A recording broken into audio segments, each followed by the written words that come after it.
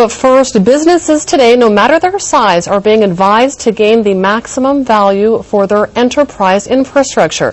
Enterprise infrastructure is the technology backbone of the modern business. And this week, Dubai will host a conference on the subject organized by eSolutions Maximo. Its group managing partner, Gaby Matar, joins us now. Thanks so much for joining us tonight, Mr. Matar. Thank you for having me. Now, how much are businesses in the Middle East spending on IT, and what are forecasts for the future? Well, actually, IDC, in their latest study and research, they forecasted for 2013 for the Middle East $20+ billion. But what is more important is two things. First, the growth percentage that we are having year on year, and second, the split of this IT spending.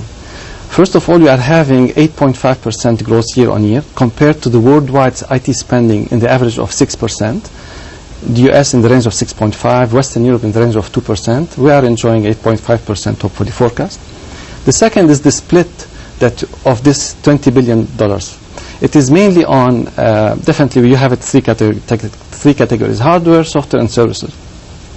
Today we are seeing more on software and services the IT spending is, which is a good sign. That means people are going after the value that the software can bring and the IT can bring, pushing boxes as hardware. So let's go back to spending. Why is spending here so much higher? First of all, this is considered a growth market compared to a matured market. So we are still having a lot to really do in the IT sector in this region. And therefore the pace is going really in the right direction. 8.5% still considered moderate compared to what is required for this region. So tell us about enterprise infrastructure and how it can help businesses here. Yes, of course. First of all, I'm very proud to announce that according to Gartner, we are having the, we call it lion's share of the market. So it's market leadership position. Maximo has been identified by Gartner as the #1 package for the enterprise asset management worldwide with the 17.2% share, and for the region we are enjoying close to 30% market share. It's a total revenue of $1.5 billion. Now, enterprise asset management, usually what it does, it reduces the cost of operation and it minimizes the downtime that an asset is supposed to have. It is critical enough for an operation.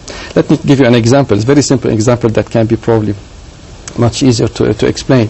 You must be having a car, of course. What if you are having to take your car for maintenance less time than it is today? For example, in a year you need to take your car 4 or 5 times to maintain. And with the appropriate asset management tool in place, no need for me to take you for each and every 5,000 kilometers. I can do it only and only when it is required. So I can minimize your downtime of having your car to be maintained. At the same time, I'm reducing the cost of operation because it is managed properly.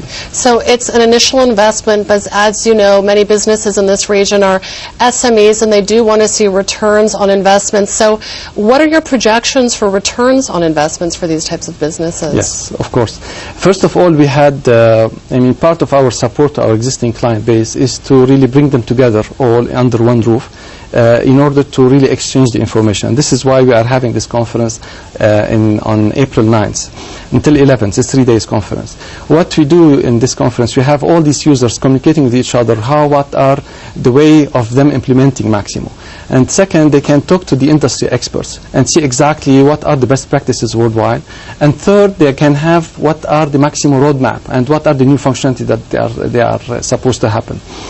Now, the return on investment is usually happening once you are having enough training to the staff. Because usually when we come, we do the implementation, we give them the best advice that we can, the best practices that we know, and we have all the business processes in place. What is more important is for the staff or for the users to really use the software in the best manner way.